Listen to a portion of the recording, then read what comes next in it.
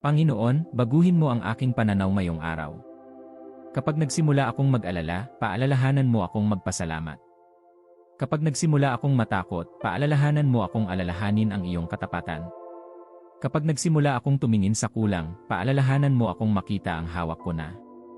Kapag nagsimula akong panghinaan, paalalahanan mo akong hindi ako narito ngayon kung hindi mo ako iningatan noon. Salamat, Panginoon, sa buhay. Salamat sa hininga. Salamat sa lakas. Salamat sa pag-asa. Salamat sa pamilya. Salamat sa pagkakataong magsimula muli. Salamat sa iyong awa. Salamat sa iyong pag-ibig.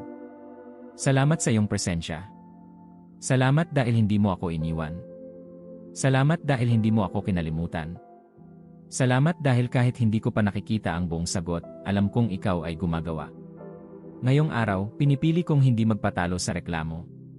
Pinipili kong hindi magpatalo sa takot. Pinipili kong hindi magpatalo sa lungkot. Pinipili kong buksan ang araw na ito ng may pasasalamat. Panginoon, punuin mo ang puso ko ng tunay na galak.